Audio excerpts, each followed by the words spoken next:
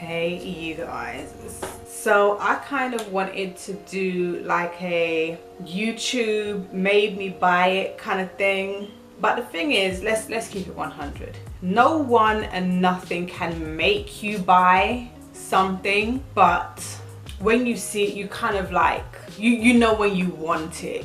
You know what I'm saying? It's kind of like, oh, I've seen it around so many times and everyone's ranting and raving about it or whatever. It kind of entices you. And I guess that's what it was. It's like YouTube enticed me to buy it. But we're just gonna stick with the generic name, which was YouTube made me buy it. And this is in no particular order.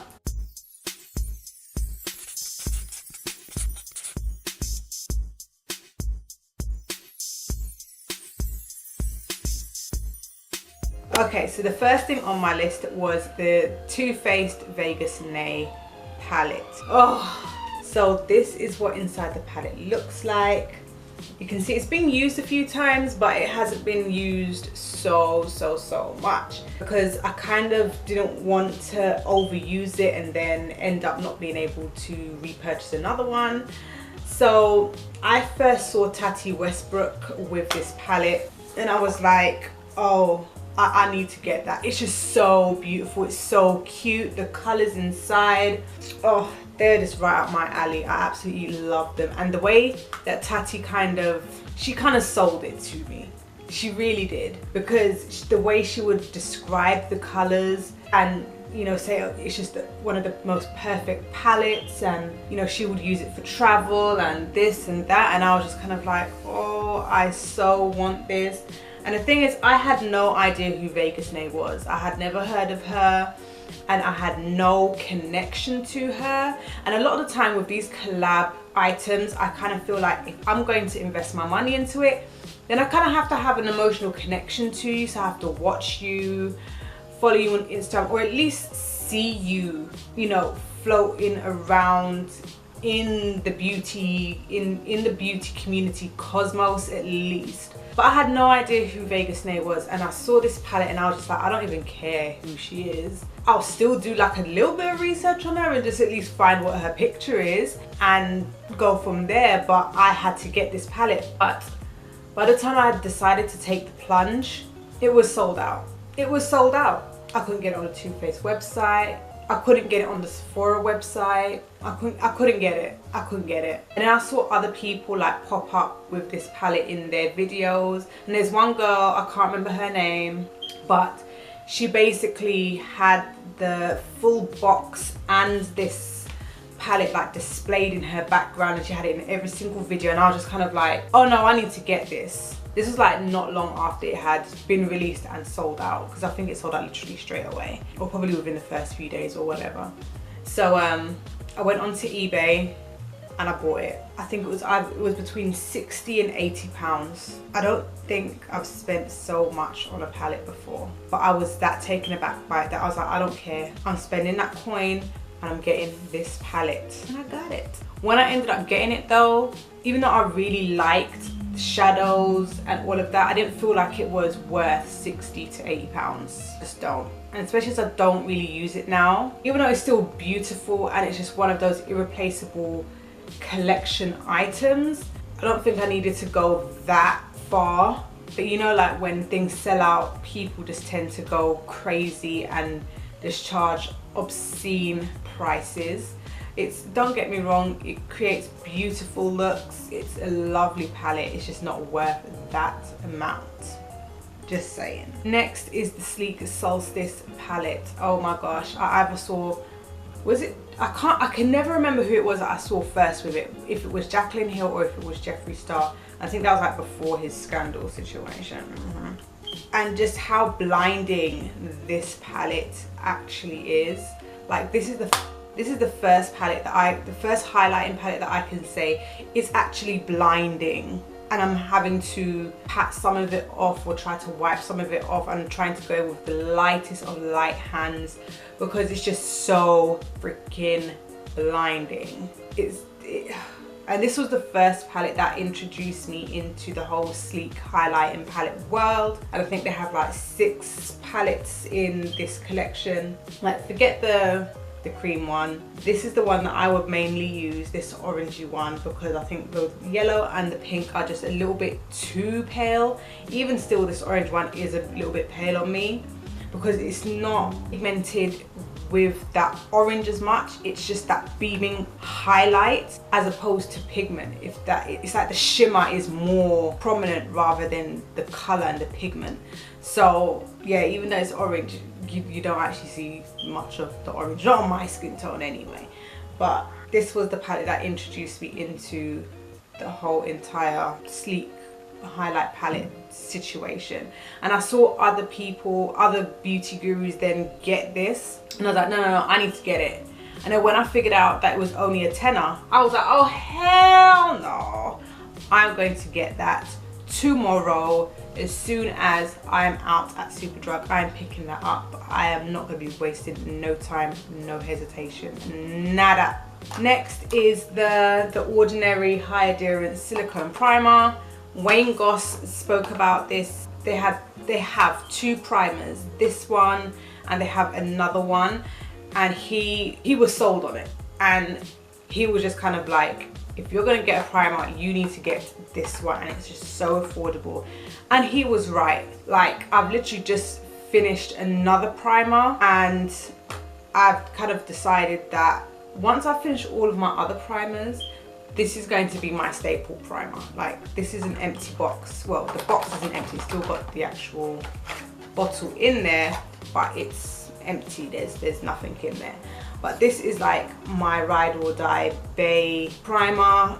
And then I heard other people talk about it, and they were like, yeah, this is a good primer, and it goes so well with the foundation. And he was right. He was right. Now this is like ride or die. But one thing about it though, you have to keep in mind is that it runs out pretty quickly, and also the packaging of it, I think it doesn't make it easy to get the last bits of it out. So just keep that in mind in case you did want to get it. Next is the MAC Prep and Prime Fix Plus spray. Everybody had this at one point. There was one point where it's like, if you didn't have it in your video, was it even really a makeup video? That's how I kind of felt. You're not gonna use your Fix Plus. Everybody had Fix Plus. Everybody had it. And then when I got it, I was just kind of like, yeah, it's nice, but I don't think that it makes your makeup stick to your face. I don't think that it just doesn't help your makeup to like live longer on your face throughout the day. I think this just hydrates the skin, and it's nice, but you can, and this one's like what, £17 or something like that, so it's not cheap. And I think that you can get other hydrating fixing sprays which are a lot more affordable than the Fix Plus. But even now there's people who just like live by Fix Plus. Like, I don't know what's inside it. I know it's predominantly water, but I need it on my face, and that's cool for the people who it works for. But for me, I just feel like if I'm going to be spraying my face, I need it to contribute something to the makeup. That's all I'm saying. But if you love it, great. The Silicone Sponge, oh my gosh, do you remember this? The Silly Sponge? Everybody had this and everybody was trying it out, and I really feel like this was what started off the whole applying my makeup with kind of trend.